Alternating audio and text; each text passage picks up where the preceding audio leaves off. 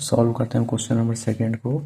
स्थिर जल में एक नाव की चाल 12 किलोमीटर प्रति घंटा है और एक धारा की चाल 3 किलोमीटर प्रति घंटा है। एक आदमी 45 किलोमीटर की दूरी तय करके प्रारंभिक बिंदु पर वापस आता है। उसके द्वारा लिया गया कुल समय ज्ञात कीजिए। तो इस क्वेश्चन में हमको टोटल टाइम निकालना है। तो क्वेश्चन के अनुसार सबसे पहले हम ड्रॉ करेंगे एक बोर्ड और स्ट्रीम को।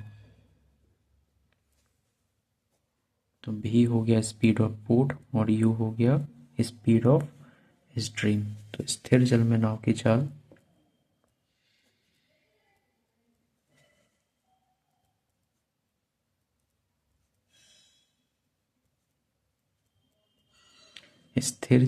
की चाल हो जाएगा v किलोमीटर पर आवर और धारा की चाल हो जाएगा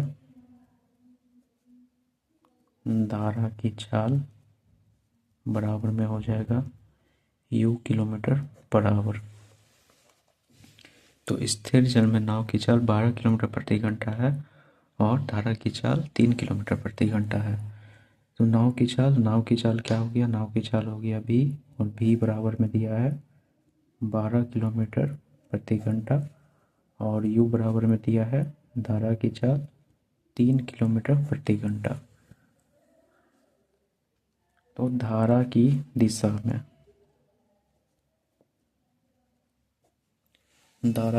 में नाव की चाल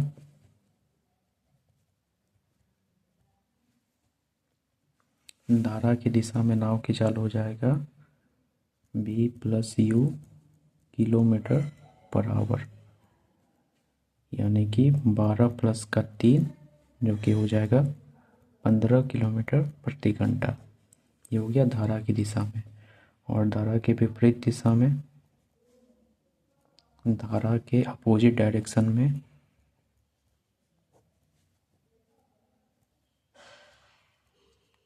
विपरीत दिशा में हो जाएगा v माइनस यू यानी कि 12 और माइनस का 3 जो कि हो जाएगा 9 किलोमीटर प्रति घंटा। अब क्या कर रहा है कि एक आदमी 45 किलोमीटर की दूरी तय करके प्रारंभिक बिंदु पर वापस आता है, तो उसके द्वारा लिया गया कुल समय ज्ञात कीजिए। तो टोटल टाइम निकालना है। टोटल टाइम बराबर में हो जाएगा डिस्टेंस अपॉन स्पीड। तो डिस्टेंस तो दोनों में समान ही रहेगा, वही 45 किलोमीटर का ही दूरी रहेगा और उसी को जाने में तय करने में लगा समय और आने में तय करने में लगा समय। तो d बराबर में हो जाएगा धारा की दिशा में, यानी कि v plus you kilometre per hour और प्लस का हो जाएगा d डिस्टेंस है उसको वापस आने में, तो v minus you kilometre per hour.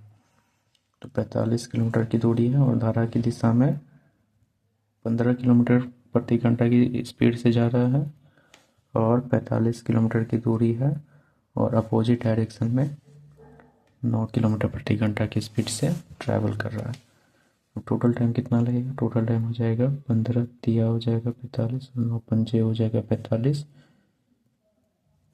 तो टोटल 8 घंटे का समय लग रहा है, यानी कि टोटल टाइम हो जाएगा 8 आवर। तो ऑप्शन नंबर हमारा 1 सही है।